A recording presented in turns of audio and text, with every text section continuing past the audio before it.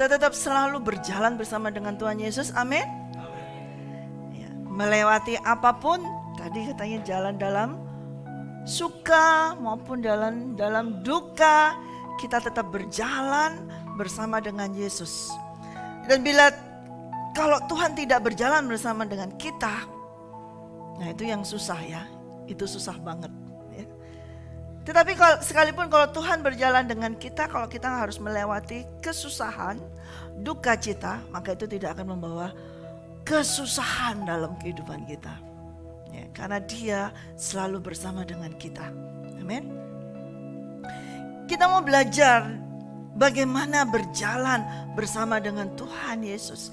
Kita mau belajar bagaimana berjalan, walk in habitual fellowship with the Holy Spirit. Kita mau jalan ya. Gimana sih caranya berjalan dengan Tuhan? Kalau kita saat ini tanpa pengajaran dari Roh Kudus, tanpa ada contoh-contoh di Alkitab, mungkin kita tidak akan bisa berjalan. Karena Tuhan saat ini kita tidak bisa lihat Tuhan. Secara fisik tidak bisa. Oleh karena itu Tuhan mengajarkan kepada kita lewat setiap firman Tuhan bagaimana kita bisa belajar dari yang ada di Alkitab untuk berjalan bersama dengan Tuhan. Ya. Kita belajar dari seorang yang bernama Elia. Ya. Elia berjalan bersama dengan Tuhan itu juga lama juga ya.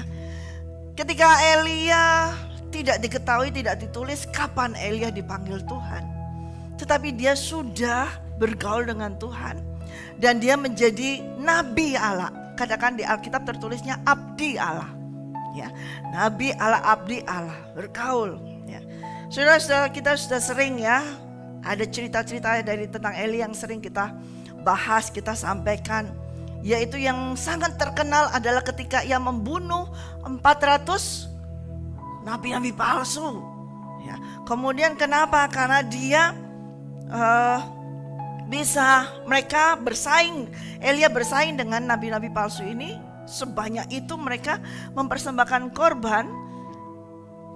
Elia juga hanya seorang diri ya, tanpa dikasih api. Bahkan di korbannya Elia diberi air ya. Dan mereka itu yang nabi-nabi palsu berdoa dengan cara mereka, dengan ritualnya mereka segala macam, tetapi mereka tidak dapat menerima api itu. Tetap korban itu hanya begitu saja, tidak ada api. Tetapi ketika Elia berdoa, api dari surga langsung turun, bahkan menyambar korban bakaran itu sekalipun dibasahi dengan air. Hebat, banyak sekali seperti itu ya. Apa yang dilakukan Elia sebagai abdi Allah, nabi Allah. Tapi ketika dia sudah sukses seperti itu, dia mendengar suara berita, selentingan kabar ya, tentang seorang ratu yang bernama Isabel itu mau membunuh dia ya, mau membinasakan dia. Mendengar kabar itu dia langsung panik, dia langsung takut, dia langsung sembunyi, lari, sembunyi. Ya. Orang yang sama tadi yang mengalahkan, bahkan membunuh 400 orang itu dengan satu tangannya sendiri. Dengar omongan seorang perempuan, cuman ngomong aja, belum keluarkan senjata, belum keluarkan apa-apa. Lari, ngibrit, takut. Kaum pria hati-hati dengan omongan perempuan ya. Omongan perempuan kadang-kadang bisa membuatmu takut, bisa membuatmu jatuh juga ya. Oleh karena itu engkau harus tetap bergaul dengan Tuhan juga. Namun disitulah Elia menemukan kembali jalur yang sebenarnya yang harus dia tempuh, yaitu berjalan bersama dengan Tuhan. Berjalan dengan Tuhan ya. Dan ketika saat itu dia berada di bawah titik yang terendah,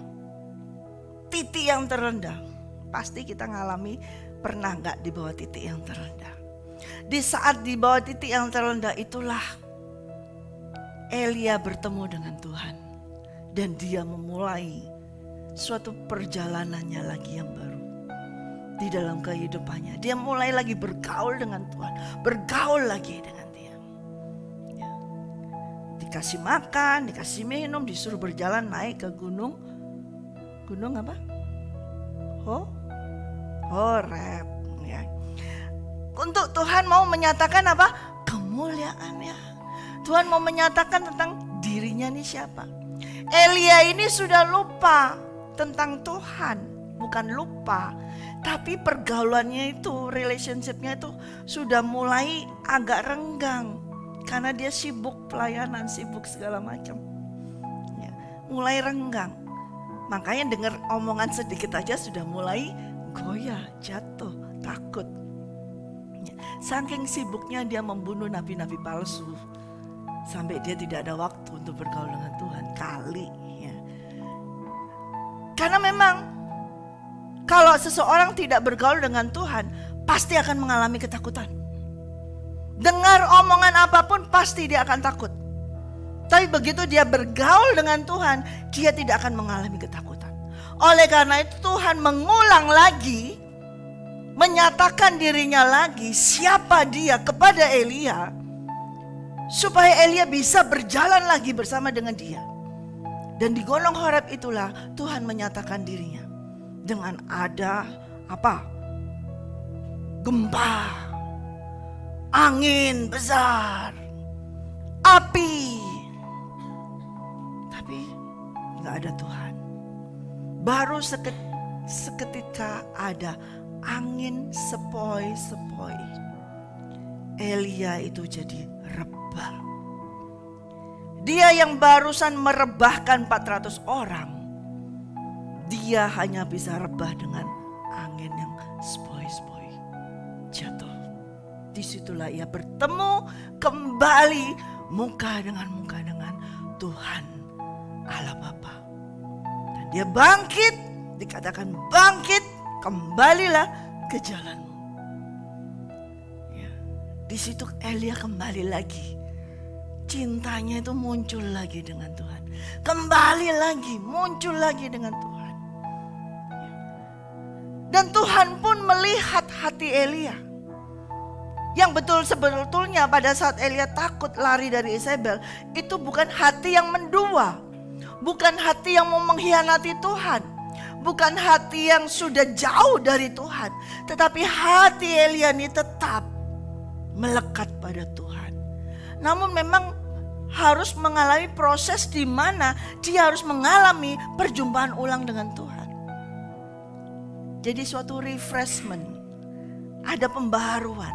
Elia mengalami pembaharuan itu. Sehingga hubungan itu dengan Tuhan Allah Bapa dengan Elia refresh lagi, new lagi, baru lagi. Dan Elia memiliki semangat yang baru lagi. Dan Tuhan menemukan cintanya lagi dari Elia. Dan Elia bertemu dengan Tuhan, cintanya lagi mulai. Saking cintanya Tuhan dengan Elia. Tuhan mau punya rencana. Kamu gak balik lagi ke bumi ini. Kamu harus ikut aku.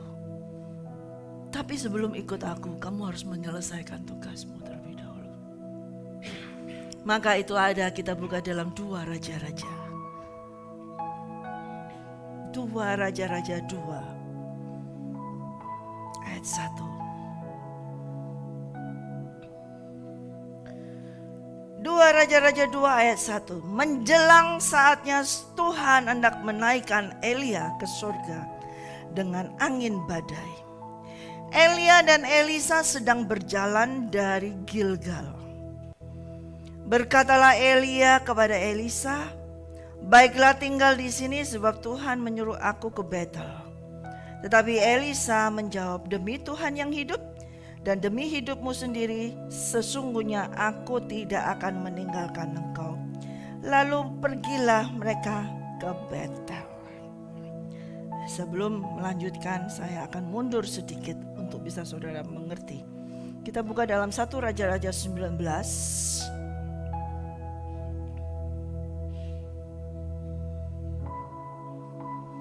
ayat 19. 1 Raja-Raja 19 ayat 19. Semoga waktunya cukup. Kalau nggak cukup nanti saya lanjutkan minggu depan atau nggak tahu kapan. Setelah Elia pergi dari sana, dari gunung Horeb tersebut, ya, yang ketika ia berjumpa dengan Tuhan, ia bertemu dengan Elisa bin Safat yang sedang membajak dengan 12 pasang lembu. Sedang ia sendiri mengemudikan yang ke-12. Ketika Elia lalu dari dekatnya, ia melemparkan jubahnya kepadanya. Lalu Elisa meninggalkan lembu itu dan berlari mengikuti dia. Katanya, biarkanlah aku mencium ayahku dan ibuku dahulu, lalu aku akan mengikuti engkau.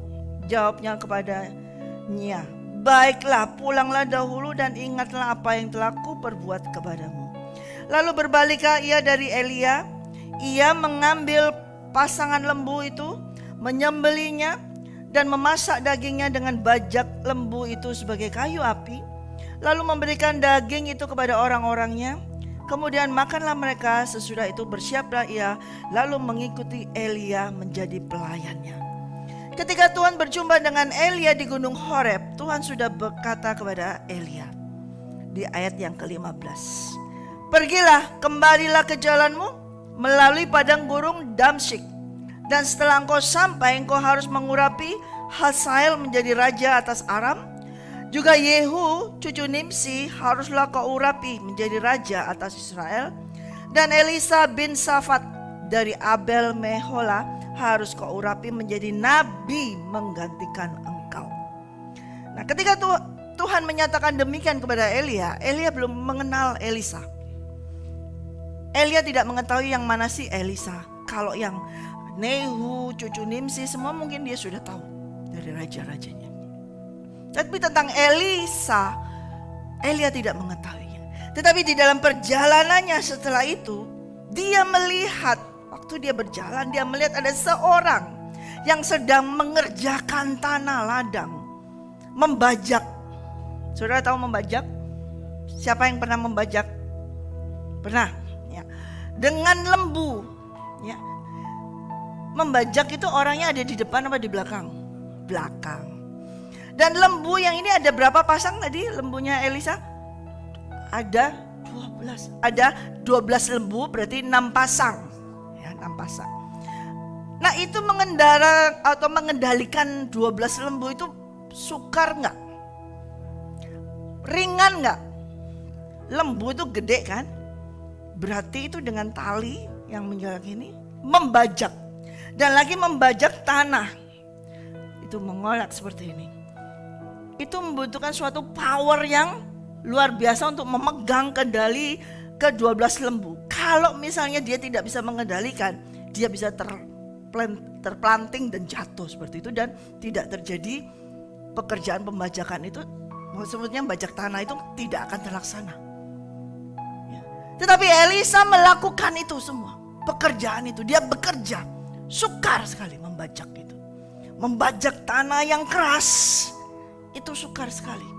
Tentunya kalau membajak itu pasti tanah itu keras, berbatu-batuan yang habis dari kekurangan hujan, tidak ada hujan, kering, itu harus dibajak, digali seperti itu. Keras, sukar. Dan ketika Elia melewatinya, dia melihat satu orang ini sedang melakukan suatu pekerjaan yang sukar, berat.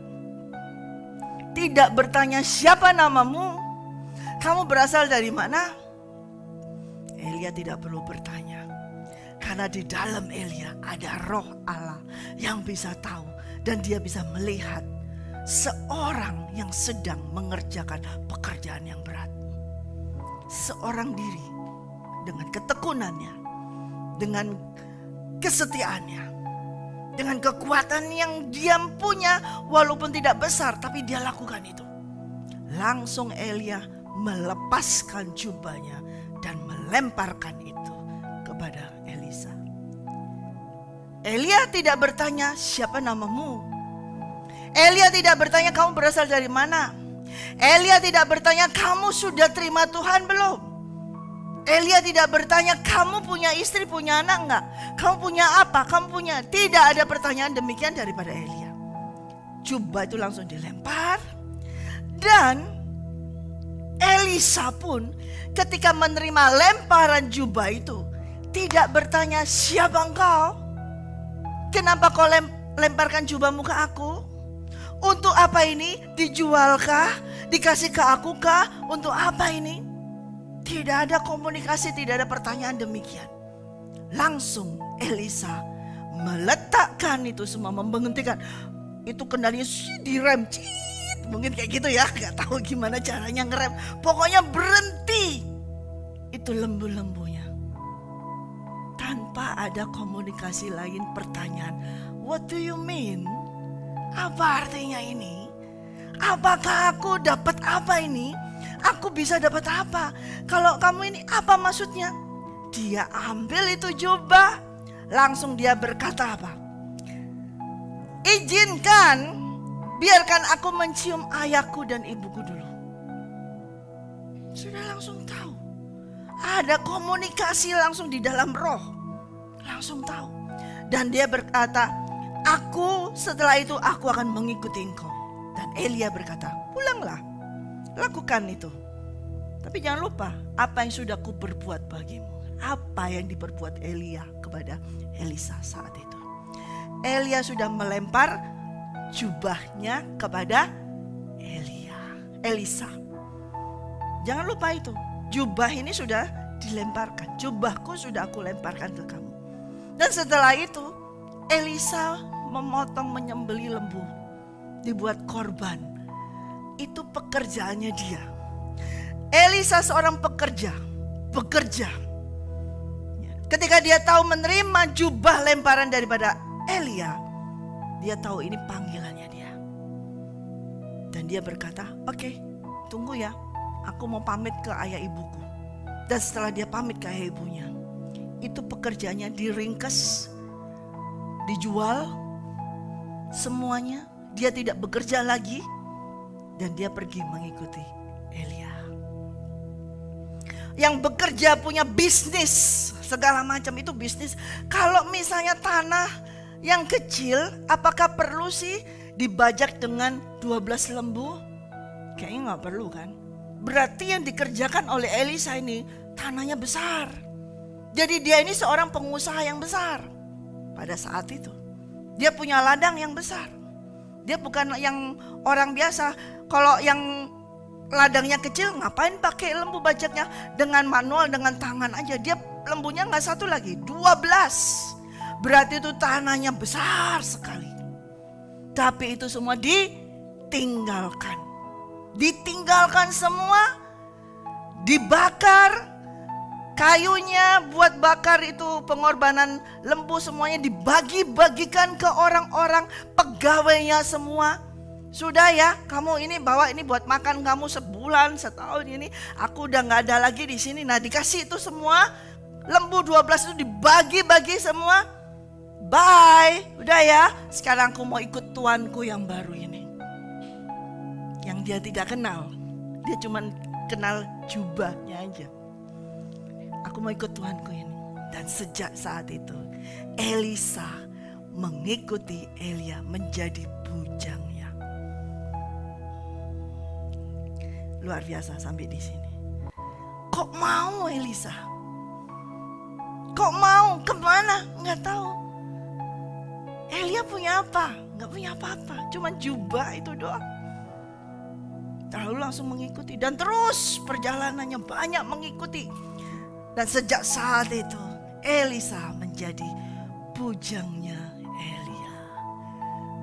Dia sejak itu kan Tuhan berkata, Elia, kamu harus mengurapi Elisa untuk menggantikan kamu sebagai nabi, menggantikan kamu. Kapan Elia mengurapi Elisa? Terbukti kalau kita baca di semua tidak ada Elia itu mengambil minyak mengurapi Elisa, nggak ada. Ya. Tidak dilakukan dengan pengurapan minyak seperti itu. Jadi pengurapan yang Tuhan maukan untuk Elia berikan kepada Elisa bukan seperti pengurapan minyak, tapi merupakan suatu jalan hidup yang harus diikuti Elisa. Yang sama, jejak yang sama yang harus diikuti Elisa. Itu adalah pengurapan. Pengurapan itu bukan minyak kemudian diurapi, dicipratkan begitu saja. Pengurapan itu adalah langkah-langkah, jejak langkah-langkah yang harus diikuti. Itu adalah pengurapan. Elisa tidak diurapi dengan minyak, tapi sejak dia dilemparkan dengan jubah dari Elia, itu sudah DP, first coat, DP, jubah. Karena di dalam jubah itu ada muatan pengurapan dari Elia. Dan itu dilemparkan dan dikembalikan. Dan Elisa sudah menerima pengurapan separuh dari Elia. Nah, sejak itu dia mengikuti. Supaya apa? Supaya Elisa bisa taat dan tekun mengikuti Elia. Terus dididik. Nah, sejak saat itu tugasnya Elia adalah dia harus mendidik Elisa. Pengurapan itu adalah didikan. Pengurapan itu adalah ajaran, didikan, bukan cipratan minyak.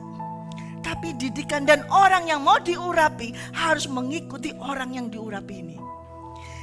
Elia diurapi Tuhan, Elisa belum. Elisa harus mengikuti Elia supaya ia menerima pengurapan itu.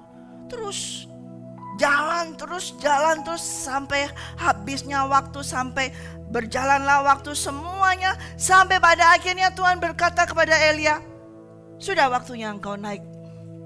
Sudah waktunya kamu naik. Dan menjelang saatnya Tuhan memanggil Elia, menaikkan Elia ke surga.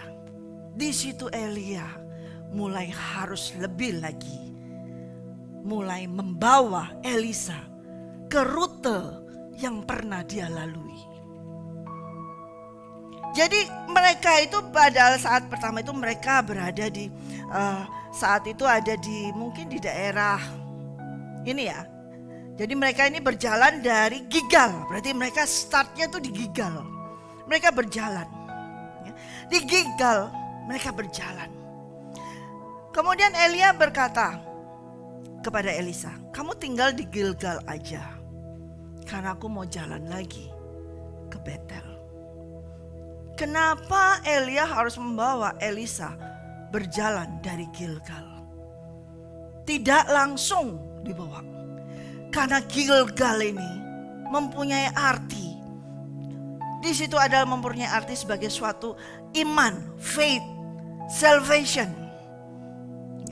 Gilgal itu seperti batu penggilingan yang terus menerus diulang. Elia pernah mengalami Gilgal ini. Kapan? Yaitu ketika tadi dia lari dari Isabel. Itu adalah titik terendah, di mana dia harus memisahkan kedagingan, memisahkan hawa nafsu. Itu di Gilgal. Dengan dia harus lepas lahir baru di situ. Oleh karena itu dia harus mendidik. Nah, Elisa harus mulai lagi dari titik seperti nol seperti itu, dari Gilgal itu. Yaitu ketika seperti Elia ketakutan, Elisa harus mengalami itu, dibersihkan dari segala ketakutan, dibersihkan dari segala hawa nafsu, dibersihkan dari segala kedagingan, supaya nantinya Elisa tidak mengalami hal yang pernah terjadi pada Elia, di mana Elia sudah sukses, sudah di atas, ya. Kemudian dia harus turun lagi, dia harus jatuh lagi, dia start lagi. Nah, di sini Elia mengajar kepada Elisa, dia harus melewati Gilgal. Nah, sebagai hamba dia ini dikatakan kamu di sini ya. Nggak usah ikut saya. Nah pada saat itu saudara mikir nggak? Kalau sebagai hamba ini saudara bisa berkata, kan harus nurutin tuannya toh. Harus setia kepada tuannya. Apa kata tuannya harus dilakukan. Yang itu selama ini dalam perjalanan Elisa mengikuti Elia, dia selalu taat kepada Elia. Selalu mengikuti semua. Selalu mengikutinya. Tapi ketika Elia berkata kamu stay on Gilgal. Kamu tinggal di sini. Aku mau pergi lagi. Kali itu Elisa tidak berkata, ya Tuhan, baik saya akan di sini. Saya kan hamba, saya kan turut. Tapi Elisa tidak berkata demikian. Tidak. Demi Tuhan yang hidup dan demi hidupmu sendiri, sesungguhnya aku tidak akan meninggalkan engkau. Lalu pergilah mereka ke Betel. Kalau dilihat ini hamba gak taat.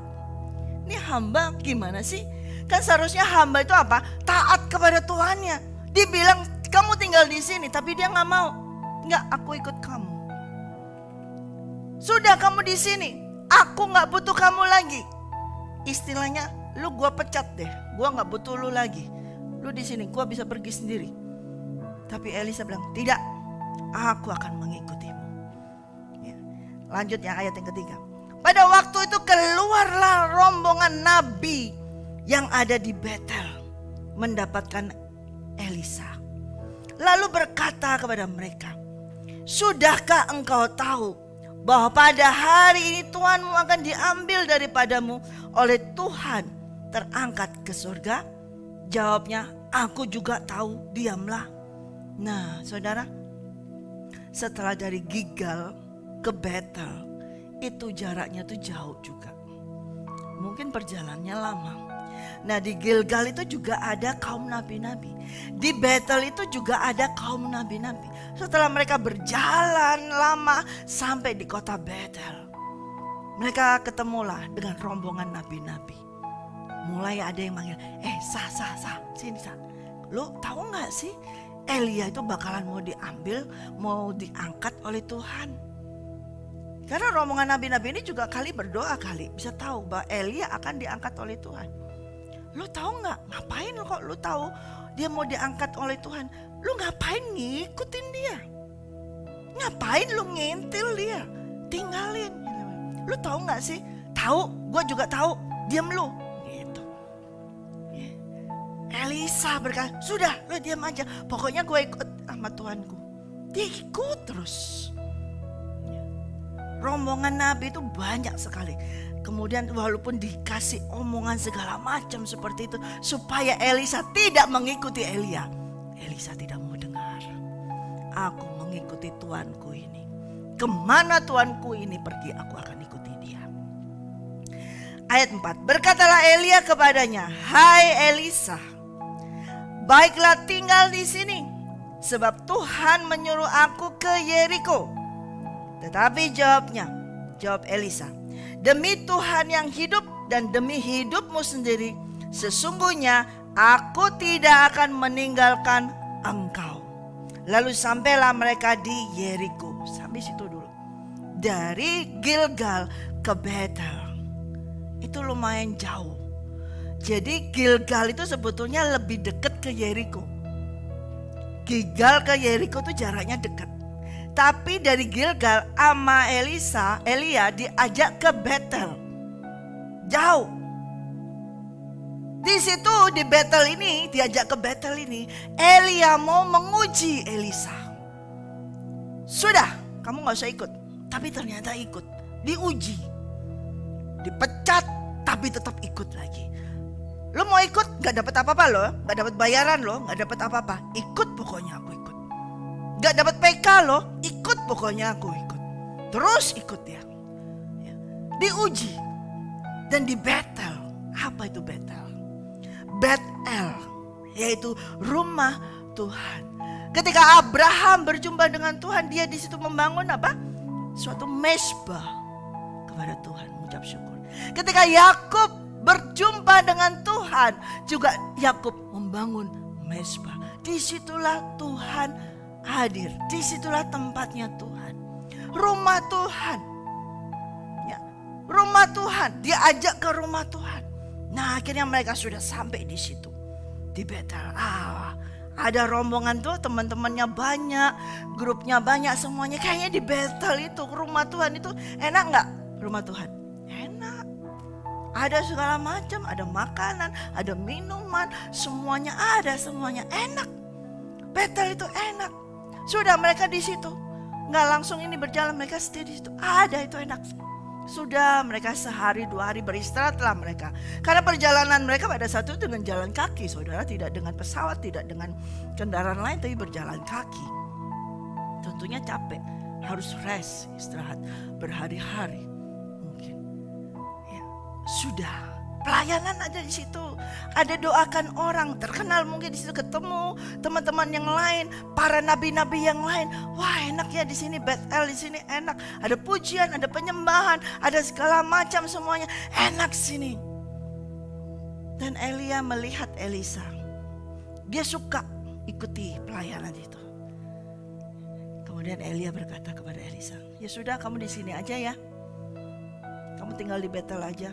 Tuhan suruh aku ke Yeriko. Sini kan enak kan? Sudah ada mesbahnya enak, sudah ada kursi, ada gedung, ada sound system semuanya. Kamu bisa melayani di sini. Semuanya sudah enak, di sini enak. Kau di sini aja. Tapi saya mau pergi. Kalau zaman sekarang, hamba Tuhan zaman sekarang sudah tersedia semua. Sudah ada mimbar, ada peralatan musik, ada kursi, ada sound system semuanya. Kau di sini ya, layani sini, tinggal sini ya. Aku mau ke Yeriko. Terima kasih Tuhan, terima kasih. Baiklah, saya akan layani di sini. Saya akan gembalakan yang di sini. Saya akan ikut di sini. Betul? Sudah enak di situ, Betel enak. Ngapain pusing? Ya kan? Ngapain pusing? Tapi Elisa tidak. Nah, ini bedanya Elisa dengan Chris. Ya, kalau Elisa enggak, dia jawabnya apa? Coba. Nah, kemudian mereka demi Tuhan yang hidup dan demi hidupmu sendiri, sesungguhnya aku tidak akan meninggalkan engkau. Berarti Elia tidak tinggal di Betel, Elisa juga tidak tinggal di Betel. Lalu mereka pergi ke Yeriko. Nah, ini dari Betel kembali lagi ke Yeriko. Dekat sekali Gilgal dengan Yeriko. Kenapa kok nggak tadi Gilgal langsung Yeriko? Kok diajak ke Betel dulu? Diuji dengan segala semua fasilitas yang kau nikmati. Bagaimana imanmu? Bagaimana kesetiaanmu? Bagaimana kejujuranmu? Bagaimana ketaatanmu? Kamu milih yang semua sudah tersedia itu, atau milih sesuatu yang luar biasa yang belum kau lihat? Itu diuji. Dan Elisa mulai tahu, emang benar ini orang yang Tuhan suruh. Ya oke, kamu ikut saya ya sekarang. Ya, ikut ke Yeriko. Balik lagi. Balik lagi ke sini Yeriko. Jalan kaki jauh lagi, balik lagi di Yeriko. Di dalam perjalanan itu dia tetap taat, setia, jujur melayani Elia. Terus sampai akhirnya sampailah mereka di Yeriko. Ayat 5. Pada waktu itu mendekatlah rombongan nabi yang ada di Yeriko kepada Elisa serta berkata kepadanya, sudahkah engkau tahu bahwa pada hari ini Tuhanmu akan diambil daripadamu oleh Tuhan, terangkat ke surga? Jawabnya, aku juga tahu, diamlah. Tuh. Jadi di Yeriko pun ada kelompok, ada golongan nabi-nabi yang muncul mendekati Elisa. Kasih tahu lagi, lu tahu nggak sih kalau Tuhan lu itu bakalan mau diangkat hari ini? Ngapain lu ikutin dia? Udah di sini aja. Sama-sama pelayanan sama kita di sini. Udah di sini aja. Di sini banyak pelayanan, di sini banyak orang yang membutuhkan. Sini aja, lu ngapain ngikutin dia? Lu tahu nggak sih? Gue tahu juga, diem lu gitu. Akhirnya tetap lu diem aja, nggak usah ngikut-ikut. Diem lu. Nah, ketika demikian mendengar itu, Elia berkata, Jadi mereka terus nih, ya, jalan akhirnya sampai di Yeriko. Nah, Yeriko dengan Yordan tuh lumayan dekat dengan sungai Yordan. Lalu berkatalah Elia kepadanya, baiklah, tinggal di sini, sebab Tuhan menyuruh aku ke sungai Yordan. Jadi kamu kan sudah ketemu ini, di sini juga ada rombongan nabi-nabi di Yeriko. Ada tim-tim yang lain yang menyambut kamu, yang kenal kamu di sini. Baiklah, kamu tinggal di sini, ikutlah pelayanan mereka di sini saja. Sebab Tuhan menyuruh aku ke sungai Yordan. Jawabnya, demi Tuhan yang hidup dan demi hidupmu sendiri, sesungguhnya aku tidak akan meninggalkan engkau. Lalu berjalanlah mereka keduanya. Berapa kali Elia mecat Elisa? 3 kali. Udah lu di sini, gua nggak butuh lu. Kamu di sini saja. Aku disuruh Tuhan pergi ke Betel. Enggak, aku ikut kamu. Sudah sampai di Betel. Sudah, kamu di sini aja. Tuhan suruh aku ke Yeriko. Enggak, aku ikut kamu. Saudara tahu apa itu Yeriko? Yeriko itu artinya adalah peperangan, tempat peperangan. Ya. Saudara ingat waktu Yosua setelah dari Mesir, setelah Musa meninggal, dia harus masuk ke Kanaan, dan dia kota pertama yang dia kalahkan adalah Yeriko tanpa senjata. Artinya adalah spiritual warfare, di mana dia melakukan peperangan tanpa senjata fisik. Mereka hanya berjalan berkeliling, mengelilingi tembok Yeriko 7 kali dalam 7 hari. Tidak ada main tusuk-tusukan, main pedang-pedangan, main pistol-pistolan, gak ada. Cuman bawa tabut keliling. Itu namanya spiritual warfare. Elia mau menguji. Waktu aku mau nanti ke Yeriko, aku ini mau masuk dalam suatu peperangan. Kamu di situ aja. Tapi Elisa nggak mau, nggak bisa. Aku ikut kamu ke Yeriko. Kalau kamu bosku, kamu bakalan mau masuk peperangan, aku juga akan ikut perang. Kemana kamu pergi, aku akan ikut pergi. Kalau kamu perang, aku juga akan ikut perang. Sekarang berapa banyak hamba Tuhan, pelayan-pelayan Tuhan, kalau pimpinannya masuk dalam peperangan, paling-paling ditinggal. Lu perang sendiri sono. Gua ngapain ikutan perang? Gua ikut doa aja deh, gua doakan. Betul? Gembalanya mau perang, pemimpinnya mau perang, tuannya mau perang, ya sudah perang sendiri. Aku ngapain ikut? Saya doakan, saya dukung doa. Tuh kata-kata yang paling-paling, saya dukung doa. Yang maju perang cuman Tuhannya sendiri. Tapi Elisa tidak berkata demikian. Kalau Tuanku maju perang, aku juga maju perang. Nah, itu adalah seorang hamba yang luar biasa. Dan ketika mereka maju ke Yeriko, berarti Elisa sudah lolos dari ujian sebagai seorang pemimpin. Dia masih bawahan, dia masih bujang, tapi diuji masuk dalam kepimpinannya. Berarti dia lolos. Dan Elisa tahu, dilihat, oke, kamu mau ikut, ya udah. Tapi sekarang kamu di sini saja. Karena aku mau ke sungai Yordan. Disuruh Tuhan ke sungai Yordan. Nah, saudara melewati sungai Yordan, siapa yang sudah pernah ke Israel? Sungai Yordan itu sungai tapi lebar ya, lebar sekali. Sungai Yordan itu lebar sekali. Harus pakai perahu atau kapal seperti itu ya. Nah, pada saat itu Tuhan berkata, kamu harus ke sungai Yordan. Nih si Elisa ini, aku ikut demi Tuhanmu dan hidupmu. Aku sesungguhnya tidak akan meninggalkan engkau. Dan berjalanlah mereka.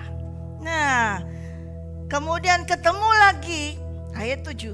50 orang dari rombongan Nabi itu yang tadi di Yeriko, ada 50 orang itu ikut berjalan mengikuti mereka. Tetapi mereka berjalan agak jauhan. Dan mereka berjalan, kemudian mereka berdiri memandang dari jauh. Ketika keduanya tuh sudah sampai di tepi sungai Yordan, Itu yang rombongan itu, yang tadi teman-temannya kasih tahu, teman-teman Elisa, tahu nggak sih tuanmu bakalan diangkat? Itu mereka kepengen tahu juga. Beneran gak sih itu Elia diangkat? Jadi mereka ngikut juga, tapi gak ngikut debat, jauh. Dan ketika mereka berdua sudah sampai di tepi, mereka jauh sekali melihat di sana. Mereka melihat orang-orang itu 50 itu bisa melihat Elia dan Elisa ada di situ. Ya. Dilihat, apain sih yang dilakukan? Ya. Apa sih yang dilakukan mereka berdua? Katanya Elia mau diangkat nih. Diangkatnya kapan ya? Kayak gimana ya? Mereka ngikutin gitu. Kok Elisa tuh ngikut aja sih? Ngapain sih? Seperti itu. Ya. Sungai Yordan ini berbicara tentang visi. Ya. Berbicara tentang spiritual realm. Alam roh. Ya. Elia harus mendidik Elisa untuk bisa juga masuk ke dalam alam roh. Dia harus bisa masuk dalam alam roh, dididik. Ya. Ternyata Elisa mau terus. Nah, terus akhirnya setelah itu jubah dari Elia ini digulung jubahnya, dan kemudian ia memukulkan di atas air, ya, dipukulkan di atas air. Seketika itu juga terbelalah air itu ke sana dan ke sini semuanya, sehingga mereka berdua menyeberangi. Nah, 50 orang itu melihat dari jauh bahwa apa yang dia lakukan oleh Elia. Elia memukul jubahnya, kemudian air sungai itu terbelah. Mereka ngelihat, oh mereka lagi situ tuh ke sana. Dan ketika mereka berjalan begini, wah nggak tahu, tiba-tiba mereka sudah tidak bisa melihat lagi. Tiba-tiba mereka melihat apa? Sungai itu lagi. Tidak ada itu 2 orang.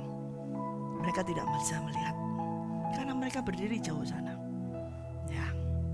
Kemudian lalu Elia mengambil jubahnya, digulungnya, ayat 8, dipukulnya ke atas air itu, maka terbagilah air itu ke sebelah sini dan ke sebelah sana. Sehingga menyeberanglah keduanya dengan berjalan di tanah yang kering. Dan sesudah mereka sampai di seberang, berkatalah Elia kepada Elisa, mintalah apa yang hendak ku lakukan kepadamu sebelum aku terangkat kepadamu. Jawab Elisa, biarlah kiranya aku mendapat 2 bagian dari rohmu. Berkatalah Elia, yang kau minta itu adalah sukar. Tetapi jika engkau dapat melihat aku terangkat daripadamu, maka akan terjadi kepadamu seperti yang demikian. Jika tidak akan terjadi. Elia tidak menanyakan kepada Elisa waktu di tepi sungai Yordan sebelum mereka menyeberang, lu mau apa sekarang? Kita udah sampai di sungai Yordan. Dia tidak bertanya gitu. Sampai baru menyeberang, setelah mereka menyeberang baru ditanya, sekarang kamu mau apa? Tidak ditanya di depan sini, tapi ditanya sampai di sini. Dan ketika mereka sudah menyeberang dan sungai itu tertutup lagi, ya, sungai itu tertutup lagi, baru dia tanya, sekarang mau apa?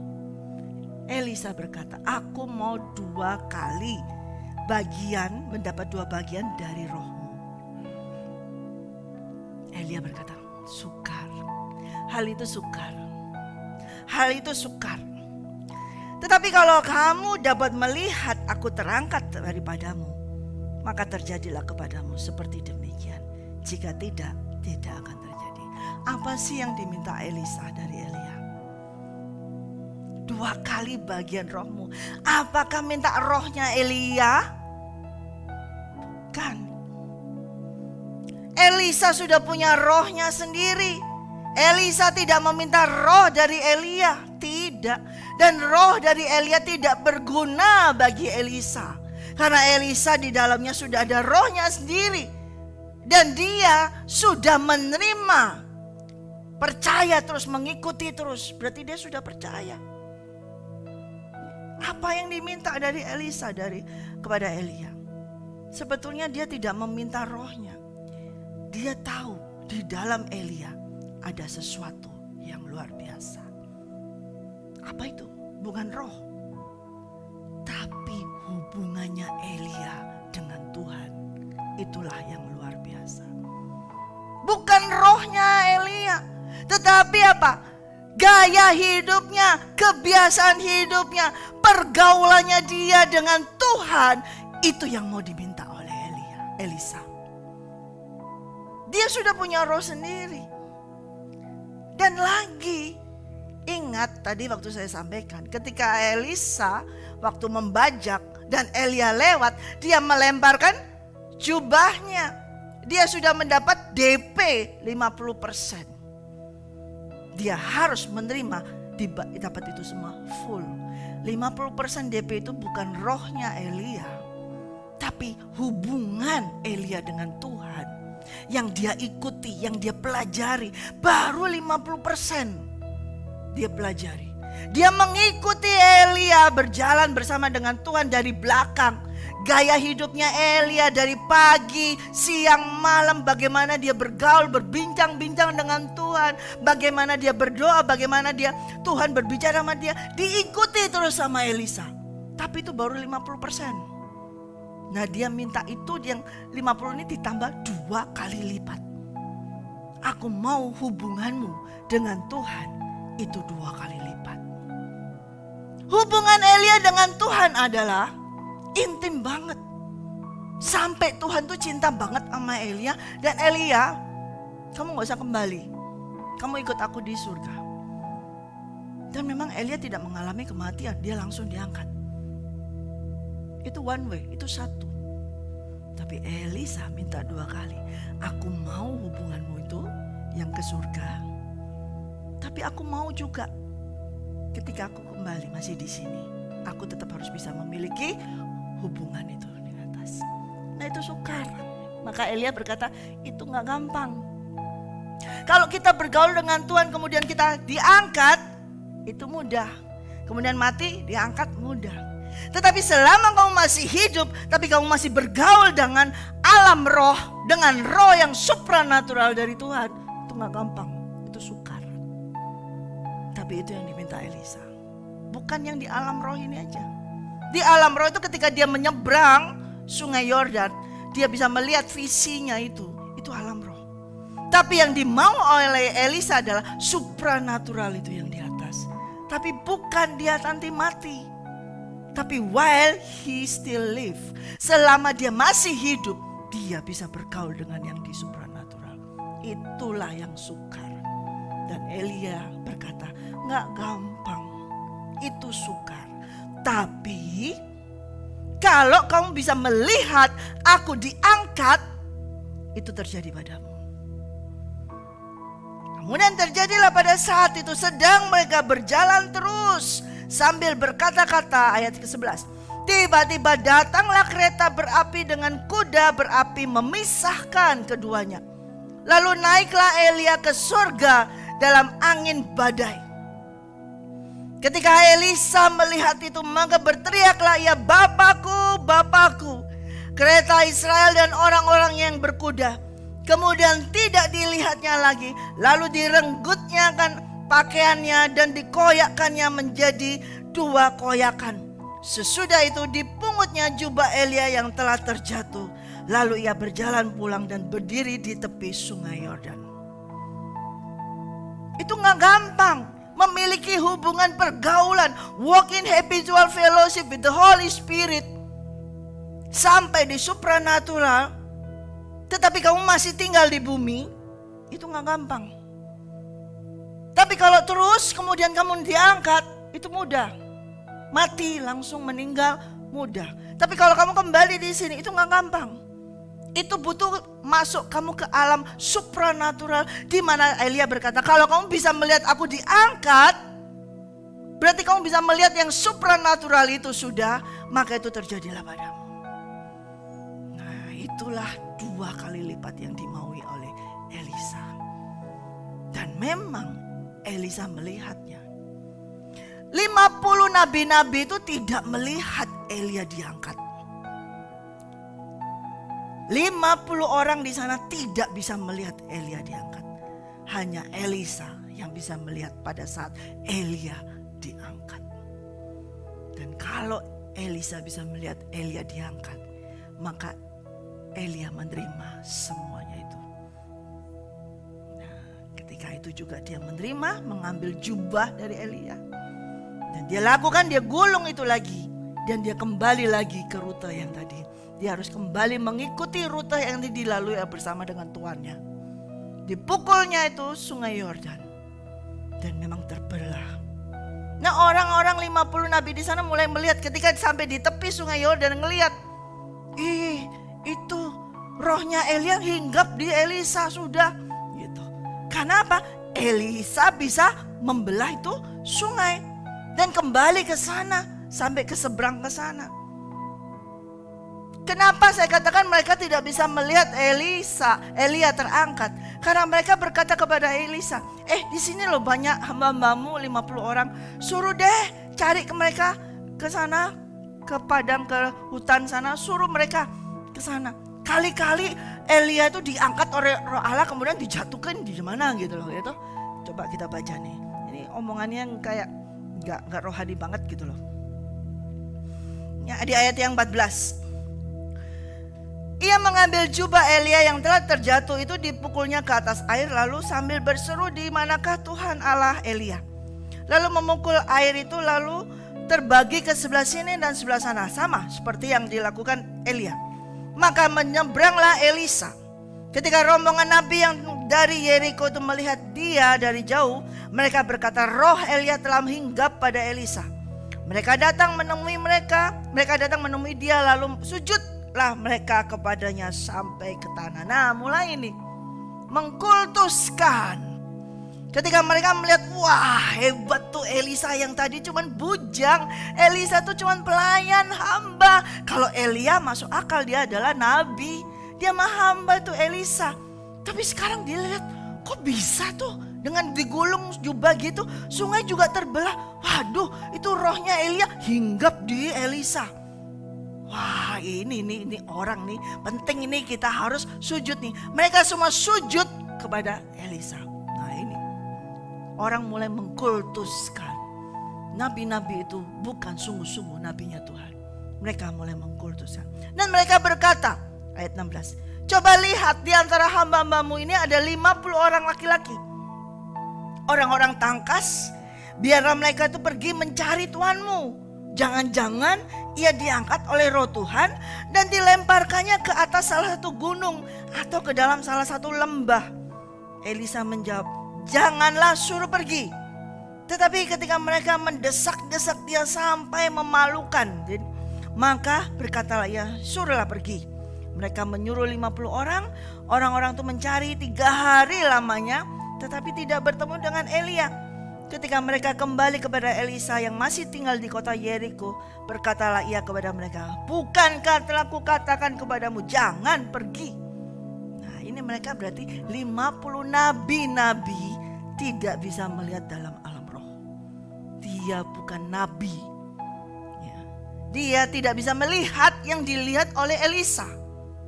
Elisa melihat waktu Tuhan mengangkat Elia. Waktu Elia terangkat ke surga, Elisa bisa melihat. Tapi ke 50 orang gak bisa lihat. Kali-kali itu diangkat roh kemudian dijatuhin blok. Gimana? Ayo kita searching. Kayak tim gitu, cari gitu semua. Ya gak bakalan temu.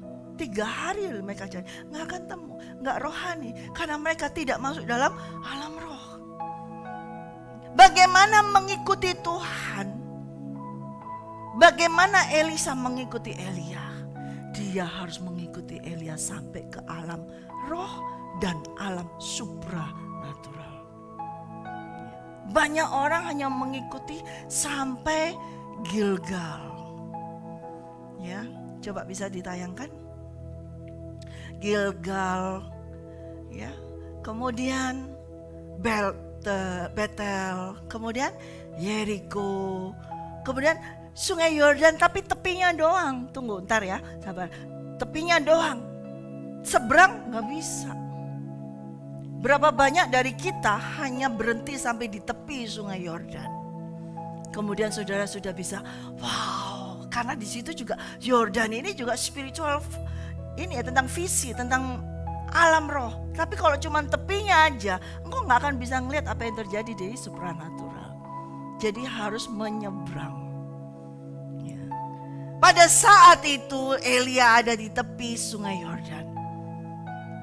Mereka berdua saja. Dan Elia tidak memiliki perahu, tidak memiliki kapal. Kalau engkau seorang hamba dari hamba Tuhan yang seperti itu, aku mesti ke sana. Tapi tuannya itu nggak punya peralatan, nggak punya kapal, nggak punya uang, nggak punya sewa untuk apa, nggak punya apa-apa, masih mau ngikutin tuan itu nggak mau. Bagaimana aku bisa menyeberangin sungai yang kayak gitu, dalamnya kayak gitu? Mana nggak ada kapal, nggak ada apa, lu mau nyebrang pakai apa? Tuh, makanya nabi-nabi yang lain berdiri stand afar, berdiri jauh. Itu nggak bakalan bisa mereka. Tapi Elisa, dia tahu siapa yang dia ikuti ini. Bukan orang biasa. Ini nabinya Tuhan. Ini abdi Allah.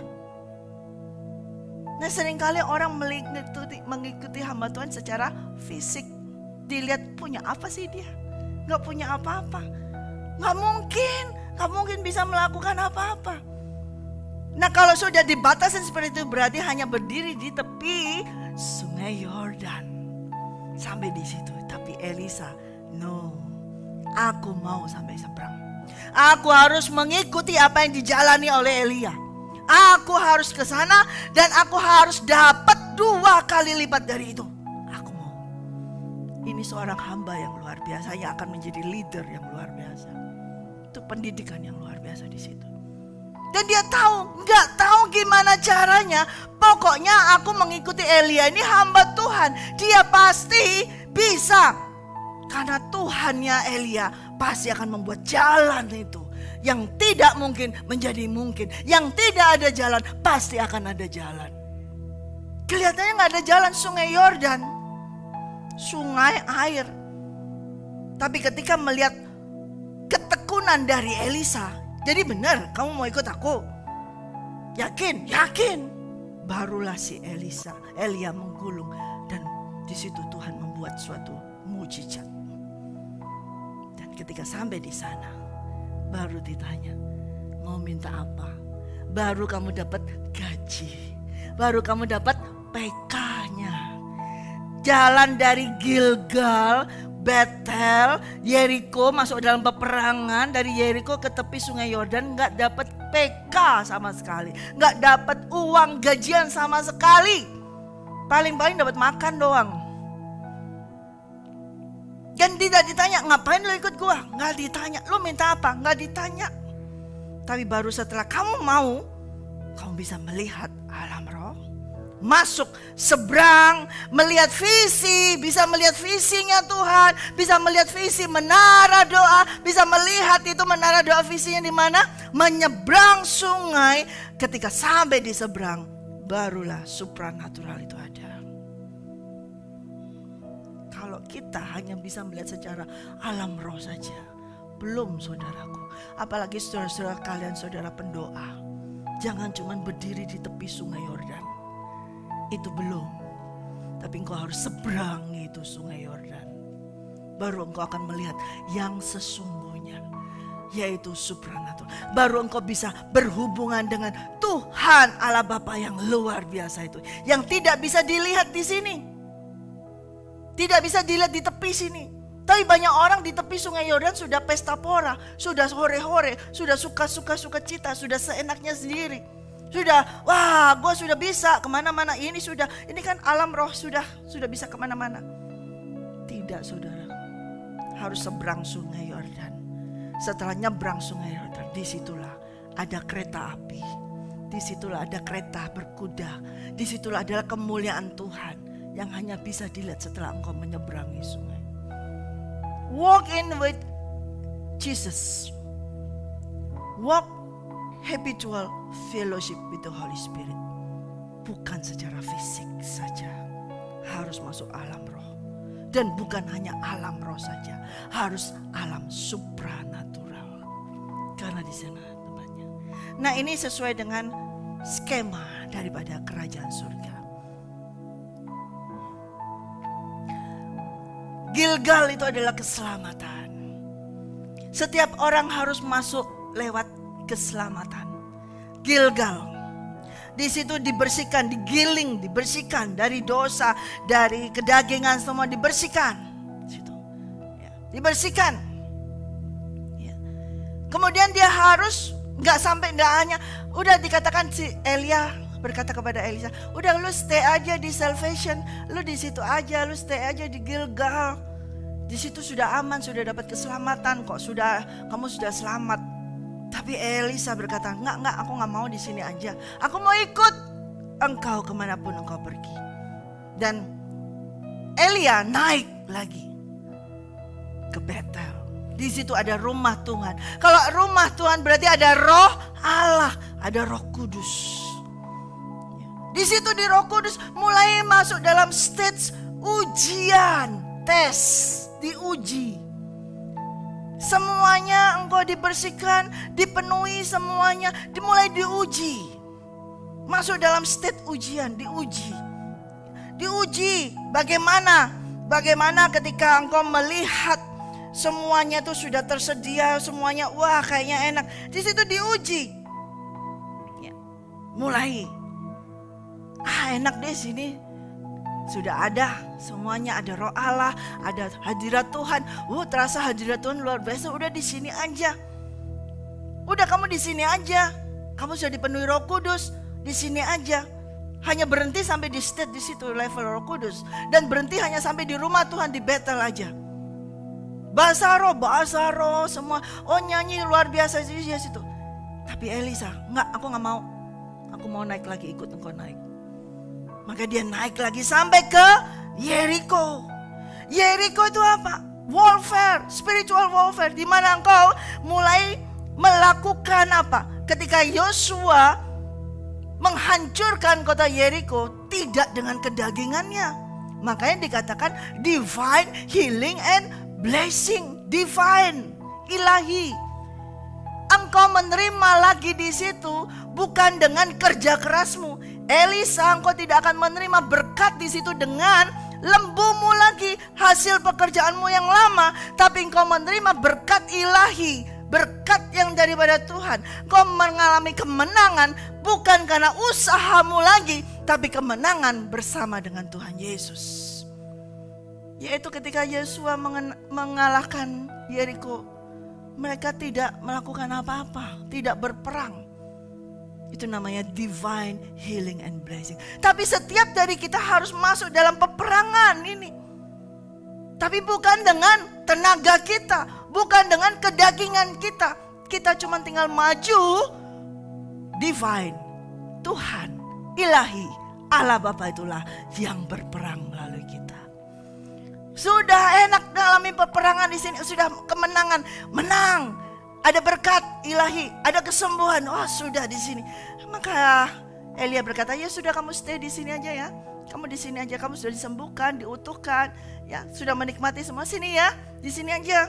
Aku mau naik lagi, disuruh lagi ke Sungai Yordan. Enggak bisa, enggak mau, aku mau ikut. Dan Elisa terus ikut naik sampai ke atas itu, yaitu tepi Sungai Yordan. Alam roh. Nah di situ di alam roh, di tepi Sungai Yordan, itu sudah alam roh. Tapi Sungai Yordan itu lebar. Dan itu tidak bisa kalau enggak diseberangi. Nah itu harus diseberangi. Makanya di dalam situ state-nya itu lebih lebar lagi, panjang. Second coming. Engkau tidak akan bisa melihat kedatangan Tuhan Yesus kalau tidak masuk dalam alam roh. Never, tidak akan bisa melihat.